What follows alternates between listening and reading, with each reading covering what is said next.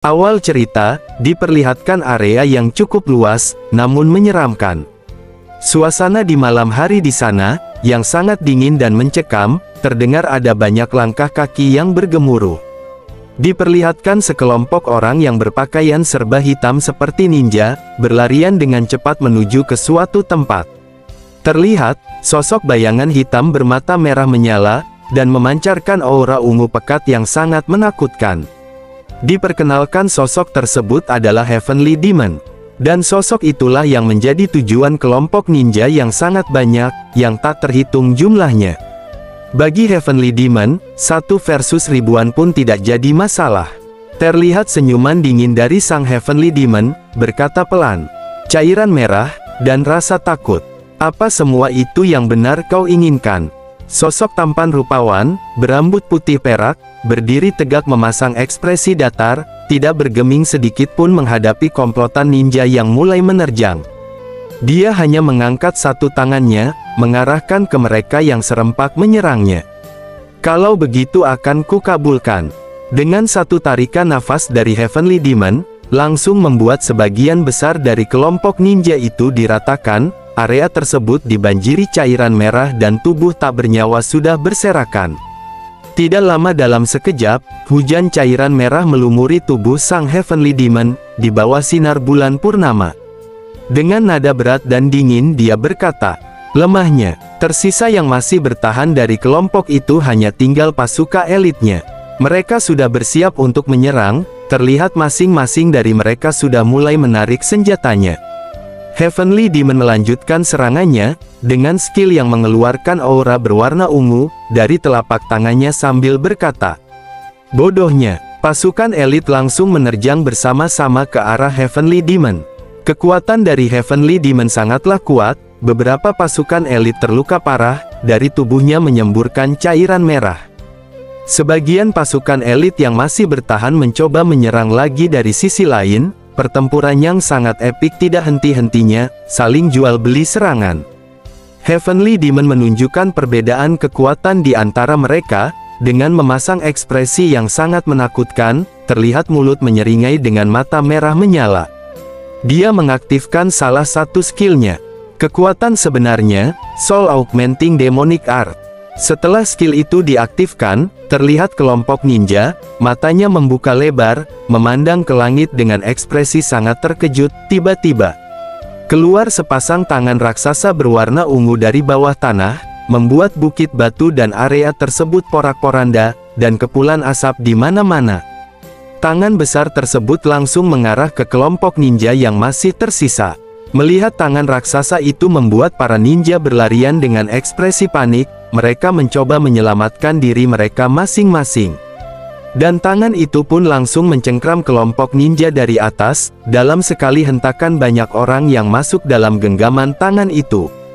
Lalu, tangan besar itu menggenggamkan jari-jarinya seperti mengambil permen, dan area tersebut, terlihat garisan bekas garukan menjadi tanah tidak rata, dan ninja yang masih bertahan, dia mencoba berdiri kembali meski sulit. Lalu ninja tersebut berkata pelan dan tubuh yang lemah, "Apa ini? Benar-benar mustahil." Lalu, tangan raksasa itu mengangkat tanah yang ia cengkram ke atas langit, bebatuan pun berhamburan. Terlihat banyak tubuh yang sudah tergeletak tidak berdaya, sebagian masih tersadar, dan sebagian lagi sudah tidak sadarkan diri. Bagi kami untuk mengalahkan Heavenly Demon tidaklah mungkin. Sedikit demi sedikit tangan yang mencengkram banyak tubuh para ninja itu, semakin menyempit. Lalu tangan raksasa itu semakin menguatkan cengkramannya, dengan sekali hentakan tangan raksasa itu meremas para ninja, yang sudah terjebak di dalam genggaman. Tidak diperlihatkan, namun tiba-tiba hujan cairan merah pun kembali terjadi. Heavenly Demon menunduk dengan ekspresi dinginnya, ia tersenyum tipis, dan dihiasi hujan cairan merah terus-menerus mengguyurnya. Setelah Heavenly Demon membuat kehancuran di muka bumi ini, dia tertawa menyeringai dengan tatapan yang menakutkan. Sosok yang berjulukan Heavenly Demon, yang belum diperkenalkan namanya itu, berkata dengan nada berat, "Apa mereka itu yang terakhir dari kandidat Heavenly Demon?" Tidak ada yang menjawab perkataannya, hanya hembusan angin dan kepulan asap yang semakin menyusut, dan orang-orang yang menyerangnya, sudah tergeletak berserakan di tanah yang mendadak sunyi seketika. Ia melanjutkan perkataannya, "Aku mungkin tidak bisa menikmati kedamaian di dunia yang dipenuhi cairan merah." Tidak lama setelah ia melihat sekitar sudah sunyi, dan musuh-musuhnya sudah dikalahkan. Tiba-tiba ia merasa kesakitan, terlihat dari ekspresi wajahnya bercucuran keringat. Dan benar saja, tiba-tiba dia menekan dadanya dengan kuat. Ia merasakan luka dalam yang amat sangat menyakitkan dari dalam tubuhnya. Secara tiba-tiba ia memuntahkan banyak cairan merah dari mulutnya. Terlihat sosok bayangan hitam yang menyeramkan sedang menggerogoti tubuhnya dari dalam. Sambil menahan rasa sakit ia berkata dalam hatinya, "Apa sudah dimulai?" Recoil dari Soul Augmenting Demonic Art. Kekuatan yang sangat besar yang kudapatkan setelah mengkonsumsi ribuan jiwa. Walaupun ada harga yang harus aku bayar, aku yakin aku bisa membayarnya, walaupun Heavenly Demon yang lain tidak bisa. Tiba-tiba dia tersenyum meneringai, berekspresi menakutkan dengan mata menyala merah terang, dan dari mulutnya mengalirkan sisa-sisa cairan merah. Sepertinya aku terlalu arogan. Tidak lama dari ia merasakan rasa sakit, dari balik kegelapan ada sepasang mata menyala ungu, lalu bertambah menjadi banyak, dan semakin banyak memandanginya. Sosok yang dijuluki Heavenly Demon ini terkejut, setelah melihat banyak pasang mata yang menatap tajam padanya. Tiba-tiba ada banyak rantai ungu yang keluar dari balik black hole, yang membuat pria tersebut berekspresi serius. Rantai ungu itu mengelilinginya yang sedang terbang di udara, lalu melesat dan melilit setiap bagian tubuh dari sosok Heavenly Demon, membuatnya terdiam dan tidak bisa bergerak sedikit pun. Sosok menakutkan itu menunduk dan mengepalkan tangannya dengan kuat, lalu ia tersenyum menyeringai dengan mulut memuntahkan cairan merah, dan mata menyala merah menatap tajam. "Apa kau mencoba menyeretku ke neraka?" Terlihat seluruh tubuhnya dibelenggu oleh rantai yang dilapisi aura berwarna ungu gelap. Ia tersenyum tipis, lalu dengan tiba-tiba, sosok menakutkan yang dijuluki Heavenly Demon itu, meluapkan kekuatannya dengan sekaligus dalam satu tarikan nafas. Sambil ia berteriak sekeras-kerasnya, membuat rantai yang membelenggu di sekujur tubuhnya hancur lebur tak tersisa. Setelah rantai itu menghilang, dan black hole yang berputar sedikit demi sedikit menyusut. Lalu muncul secercah cahaya dari lubang yang tadinya hitam pekat menjadi lubang yang bercahaya terang. Sosok Heavenly Demon menatap dalam cahaya tersebut, dan tubuhnya pun sedikit demi sedikit pudar, menjadi partikel-partikel kecil berwarna ungu yang terbang berhamburan seperti tertiup angin. Sebelum tubuhnya lenyap seutuhnya, ia bergumam dalam hatinya, bukan itu. Soul Augmenting Demonic Art bukan semena-mena seni demonik yang memangsa jiwa orang lain. Di kehidupanku selanjutnya, aku ingin memilih jalan yang berbeda. Kehidupan yang semakin tenang dan tentram. Dan sang legenda Heavenly Demonic pun menghilang tanpa jejak. Pindah ke lain sisi. Diperlihatkan, sebuah kota yang dipenuhi dengan bangunan-bangunan yang mewah dan menjulang tinggi. Di samping kolam terlihat seorang pemuda yang sedang duduk, melihat ikan-ikan yang berenang. Tiba-tiba ada seorang perempuan yang memanggilnya dari belakang. "Tuan, lagi-lagi kamu di sini. Ayo cepat pulang sebelum makanannya dingin."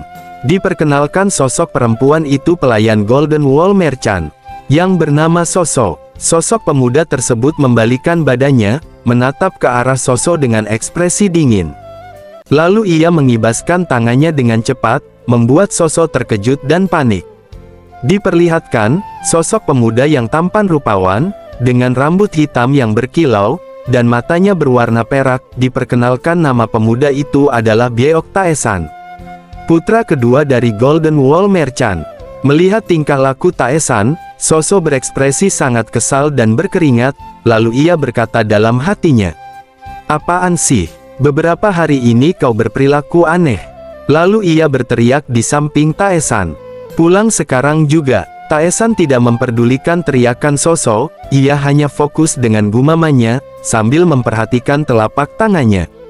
"Tak kusangka aku bahkan tidak bisa memotong lehernya yang tipis itu. Sungguh tubuh sampah yang lemah." Lalu Taesan bercermin di air kolam, ia berkata sambil memperhatikan wajahnya, Aku tidak suka wajah ini. Wajah ini terlihat menyerupai wanita. Terlihat dalam bayangan kolam sosok yang menakutkan yaitu Heavenly Demon. Singkat cerita, pindah ke suasana di meja makan, yang sudah tersedia banyak makanan mewah di sana. Terlihat Taesan yang tidak selera makan, ia berekspresi kusam, lalu dia berkata dengan mengeluh. Tubuh ini lebih jelek dari sampah. Dan Soso yang mendengar perkataannya, sambil mengucurkan teh dari poci ia berkata, "Tolong jangan begitu, sebentar lagi Anda pasti membaik." Soso lanjut berkata, "Aku dengar kali ini, akan ada tabib luar biasa hebat akan datang." Dan Taesan pun menjawab dengan ekspresi malas. "Memangnya tabib yang aku sendiri tidak kenal namanya bisa apa? Ayolah jangan begitu," ucap Soso. "Kamu harus berpikir positif, akan hal-hal positif juga terjadi." Lalu Taesan berkata dalam hatinya, "Sudah 10 hari semenjak aku bangun di tubuh yang amat rentan ini." Singkat cerita, keesokan harinya di kediaman Golden Wall Merchant, terdengar suara yang mengatakan, dia adalah putra kedua dari grup pedagang terbaik di Wuhan. Terlihat Taesan baru bangun dari tidurnya, dengan kebingungan dan memegang kepalanya ia berkata, "Di mana aku?" Tiba-tiba Soso menutupi tubuhnya dengan handuk ia berkata, "Tuan, kamu sudah bangun." Terlihat di sana sudah ada 2 orang yang tak dikenal, salah satunya memeriksa tangan Taesan dengan fokus. Lalu tabib itu berkata dengan terbuka, "Dia sungguh tidak berguna. Dia tidak bisa memakai pakaiannya sendiri ataupun makan sendiri. Dia juga memiliki wajah yang rupawan, tapi masalah terbesarnya adalah semua titik meridian miliknya terputus dan dia bisa mati kapan saja." Terlihat Taesan berjalan-jalan sambil memikirkan perkataan tabib tadi, dengan ekspresi lesu, ia berkata dalam hatinya, "Sulit ku percaya, aku diberikan tubuh sekarat di kehidupan keduaku. Untuk sekarang aku harus berusaha hidup. Aku akan gunakan kekuatan jiwa, untuk menghubungkan titik meridian sementara, dan perlahan-lahan menyembuhkannya, sampai sembuh dan menyatu. Satu-satunya cara melakukan itu adalah menggunakan Soul Augmenting Demonic Art. Masalahnya bagaimana caranya, aku untuk mendapatkan jiwa? Sebelumnya aku bisa saja asal membunuh, dan mengambil jiwa mereka. Tapi kalau aku melakukan itu lagi, efek sampingnya akan tetap sama." Tiba-tiba Taesan mengebrakkan tangan di kedua lututnya dan berkata, "Yosh, aku tidak bisa membiarkan itu terjadi." Lalu ia tersenyum tipis dan melanjutkan perkataannya, "Aku telah mendapatkan kesempatan langka di kehidupan keduaku. Rahasia mengenai Soul Augmenting Demonic Art, yang aku dapatkan sebelum aku mati. Kalau aku menggunakan itu, aku mungkin bisa mencapai level baru di kehidupan ini. Sebuah level dari Soul Augmenting Demonic Art, yang belum pernah dilihat oleh Heavenly Demon manapun." Tiba-tiba Taesan berkata, "Soso, aku mau jalan-jalan hari ini." Soso pun menjawab perkataan Taesan, "Benarkah, Tuan Anda mau pergi kemana?" Lanjut Soso menawarkan dirinya untuk mengantar. "Aku akan membawamu kemanapun." Dan Taesan menjawab perkataan Soso dengan wajah datar, "Tapi, aku mau ke rumah bordil." Dengan wajah polos Soso menjawab, "Oh, rumah bordil, pilihan yang..." Sebelum Soso menyelesaikan perkataannya, ia langsung tersadar dengan yang diucapkan Taesan. Lalu ia berteriak terkejut, "Apa? Rumah bordil?" Wajahnya berubah drastis langsung merah, dan malu-malu ia berkata pelan, "Tiba-tiba banget." Lalu Taesan menjawab perkataan Soso, dengan ekspresi datar, "Kenapa kau kaget begitu?" Soso langsung tergagap ia berkata, "Kalau begitu, daripada aku, sepertinya lebih baik Anda pergi dengan pengawal pendekar Chon saja." Lalu Soso menundukkan kepalanya, dan dia berkata pelan, "Sebelumnya Anda tidak pernah seperti ini, jadi aku kaget." Lagi-lagi dengan ekspresi datarnya Taesan berkata, "Kalau begitu kamu ikut denganku." Dengan tegas Soso menjawab perkataan Taesan, "Enggak, makasih." Taesan pun menghela nafas lalu ia pergi dari hadapan Soso. Singkat cerita, hari sudah sore terlihat langit mulai senja. Dan di depan gerbang kediaman Taesan, Soso sudah selesai menyiapkan segala sesuatu yang dibutuhkan Taesan. Sambil mengikatkan tali mantelnya Taesan, Soso bergumam dalam pikirannya. Semenjak beberapa hari ini, dia bersikap seperti orang lain. Dan sekarang, dia tiba-tiba mau ke rumah bordil. Apa terjadi sesuatu dengannya? Lalu Taesan bertanya kepada Soso, "Di mana pengawal yang seharusnya datang denganku?" Soso pun menjawab perkataan Taesan, "Nanti dia akan datang tepat waktu. Dia itu orang yang tidak melakukan apapun selain berlatih dan melindungimu." Taesan terdiam, karena dia tidak mengingat apapun di tubuh barunya. Lalu Soso berkata dengan mengkhawatirkan Taesan, "Tuan, aku harap Anda tidak terlalu keras pada diri Anda sendiri." "Keras pada diriku sendiri?" Taesan berekspresi terkejut. Lalu Soso melanjutkan perkataannya, "Hanya saja, nampaknya Anda sudah putus asa. Bagaimana kalau sedikit saja berharap? Setidaknya sampai tabib itu datang." Taesan berkata dalam hatinya, sambil memperhatikan Soso, "Setelah martabatku direndahkan, aku bisa melihat perasaan orang-orang. Dia sungguh mengkhawatirkanku." Lalu ia tersenyum tipis. "Rasa hangat ini tidak terasa buruk. Sepertinya dia sudah sampai." "Apa?" ucap Soso, sambil menatap pintu yang mengeluarkan suara. Perlahan-lahan pintu itu terbuka. Lalu Soso bertanya dengan wajah berkeringat, "Bagaimana Anda bisa tahu?" Taesan menjawab dengan ekspresi dingin, "Bagaimana mungkin aku tidak tahu, energinya begitu besar." Terlihat sedikit demi sedikit orang di balik pintu kediaman Taesan, lalu ia menghampiri Taesan dan memberi hormat. "Sudah lama tidak bertemu Tuan." Diperkenalkan sosok pengawal yang setia menjaga Taesan adalah Chon Kyung-wan, pendekar Sword Dragon Corps. Sword Dragon Corps adalah organisasi pendekar elit dari Golden Wall Merchant. Setelah Taesan bertatap muka langsung dengan pengawal Chon, dengan ekspresi khasnya ia menatap dingin dan berkata dalam hatinya, "Pria ini bagaikan sebilah pedang. Energinya begitu kokoh, tidak mungkin jika dia hanya seorang anggota biasa dari korps. Aku bisa merasakan seberapa lama dia bisa berlatih selama ini, agar bisa di posisinya sekarang. Golden Wall Merchant, mungkin mereka bukan orang-orang biasa." Singkat cerita, Taesan dan pengawal Chon menuju rumah bordil, dengan masing-masing mereka mengendarai kuda. Pengawal Chon berkata, "Kita sudah sampai Tuan." Taesan pun menghentikan kudanya. Ia melihat susana kota yang ramai. Terlihat sebuah bangunan yang sangat megah dan mewah. Bangunan tersebut adalah yang menjadi tujuan Taesan. Diperkenalkan, Rumah Bunga Harum, salah satu rumah bordil terbaik di Wuhan. Dari rumah itu memancarkan aura ungu transparan yang hanya dapat dirasakan oleh Taesan. Dan mereka berdua pun menuju ke sana. Setelah mereka tiba tepat di tujuannya, Taesan dan pengawal Chaon memarkirkan kudanya di penitipan kendaraan. Setelah di depan pintu masuk rumah bunga harum, pengawal Chon berkata, "Kalau begitu, aku akan menunggu Anda di sini." Taesan pun menoleh ke arah pengawal Chon. Ia berkata dengan ekspresi datar, "Kenapa?" Pengawal Chon pun berkata maaf. Lanjut Taesan berkata dengan dingin, "Bukankah kita sedang di rumah bordil? Aku tanya kenapa kau malah menunggu di luar?"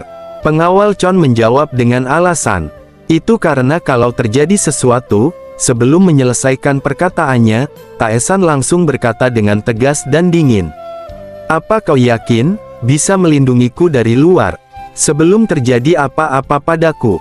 Perkataan Taesan membuat pengawal Chon terdiam. "Jadi tutup mulutmu dan ikuti aku. Kau juga akan bersenang-senang." Pengawal Chon menjawab perkataan Taesan, "Aku tidak bisa melakukan itu Tuan." "Apa yang tidak bisa?" ucap Taesan. "Bersenang-senang, atau mengikuti perintahku." Sambil menoleh dan menatap tajam kepada pengawal Chon. Tatapan tajam dari Taesan membuat pengawal Chon merinding. Ia sangat terkejut entah apa yang ia rasakan.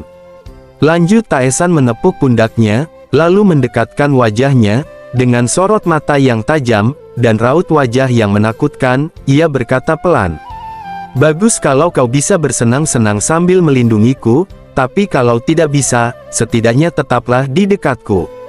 Pengawal Chon langsung menunduk, berkeringat dingin mendengar perkataan dari Tuan Taesan. "Baik Tuan, baiklah, mari masuk." Baru membukakan pintu rumah goib itu, sudah banyak sambutan dari para wanita muda dan cantik. Selamat datang. Mereka berdua terus berjalan, menghiraukan sambutan dari para perempuan itu, lalu duduk di salah satu meja, yang dikelilingi banyak wanita-wanita cantik di sisinya. Perempuan goib di sana tidak henti-hentinya menggoda, dan diiringi dengan musik dari permainan kecapi, salah satunya perempuan di sana. Sambil minum-minum, Kaesang bertanya kepada salah satu perempuan, "Di mana pengawal yang datang bersamaku?" Sambil membelai-belai, perempuan itu berkata dengan nada menggoda, "Dia menunggu di tangga tuan, dan menghalangi jalan kemari." Terlihat pengawal Chon menjaga matanya, agar tidak melihat yang tidak seharusnya ia lihat. Tuan muda Taesan bergumam dalam hatinya, sambil menerima cawan, yang dituangkan minuman, oleh perempuan di sampingnya. Sungguh keras kepala dan kaku. Lalu Taesan berkata kepada para perempuan yang menemaninya, "Kalian minumlah sepuasnya. Aku tidak bisa minum tuak, karena sedang tidak enak badan." Salah satu perempuan di sisinya berkata dengan lemah lembut dan menggoda, "Anda tidak bisa minum tuak. Kalau begitu sebaiknya bagaimana?" Setelah mendengar pertanyaan dari salah satu perempuan di sampingnya, Taesan berkata, "Aku mau dengar rumor tentang diriku." Perempuan itu menjawab dengan sedikit terkejut, "Apa, rumor?" Taesan melanjutkan perkataannya, "Beritahu aku semua yang kalian tahu, mengenai putra kedua dari Golden Wall Merchant. Kita main satu ronde, lalu beritahu aku semuanya yang kalian ketahui." Malam pun semakin larut. Salah satu perempuan memberitahukan yang ia ketahui. "Dari apa yang aku dengar, Byeok Taesan memiliki 1000 gold nyangs, satu rumah bangsawan kecil, dan beberapa rumah bordil sebagai warisannya. Karena kesehatannya, dia tidak punya banyak kuasa ataupun pengaruh. Sepertinya, seluruh sisa dari warisan diberikan kepada putra tertua, Byeok Taeso." Setelah mendengar tentang rumornya, Taesan pun bergumam dalam hatinya, "Rumor yang diketahui semua orang di Wuhan. Tapi aku tidak akan pernah tahu, kalau aku berdiam diri terus di rumah." Lalu Taesan berdiri dan berkata, "Baiklah, sudah cukup ngobrolnya. Ayo kita mulai." Perkataan Taesan membuat mereka sedikit terkejut. Lalu Taesan melangkahkan kakinya dan melanjutkan perkataannya, "Susah bagiku untuk mengurus kalian semua." Lalu ia menoleh ke salah satu perempuan, dan memilihnya. "Kau saja, sudah cukup." Dengan ekspresi terkejut perempuan itu pun masuk ke dalam kamar, lalu ia menghampiri Taesan, yang sedang duduk di atas ranjang. Para perempuan goib di luar saling bergosip. Apa dia akan kembali lagi? Tapi, kenapa dia hanya memilih Wareyong? Terlihat situasi mereka agak canggung, tapi tidak bagi Taesan, dia mana peduli dengan hal seperti ini. Taesan membuka percakapan, ia bertanya kepada Wareyong, "Sudah berapa lama kau tinggal di rumah bordil ini?" Dia pun menjawab dengan pipi memerah, "Sudah sekitar 10 tahun tuan." "Bagus ya, kalau begitu mari kita mulai." Pindah dulu ke situasi di luar kamar Taesan dan Wareyong. Para perempuan goib masih melanjutkan ngegosip. "Ayo kita tanya nanti kepadanya. Pria itu begitu rapuh dan lemah, paling tidak bisa melakukan banyak hal. Tapi dia begitu rupawan. Selanjutnya, aku juga mau dengannya." Perkataan para perempuan itu, didengarkan oleh pengawal Chon dari belakang. Ia memasang ekspresi datar hanya memperhatikan mereka. Tiba-tiba terdengar teriakan yang sangat keras dari arah kamar Taesang, membuat semua perempuan itu terkejut. Dan pengawal Chon juga terkejut, matanya terbuka lebar, dan pipinya menjadi merah.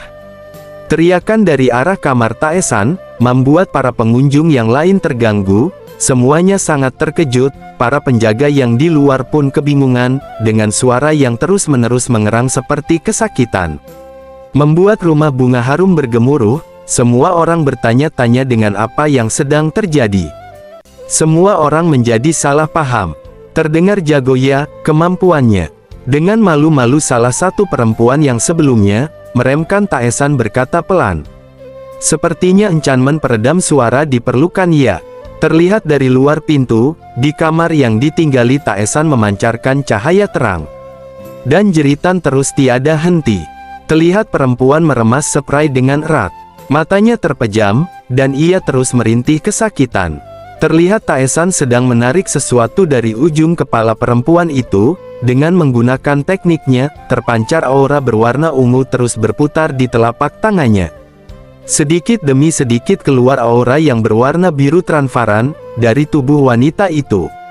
Dengan ekspresi dingin Taesan terus melanjutkan penarikan paksa aura perempuan itu. Ia tidak memperdulikan keadaan dan situasi di sana.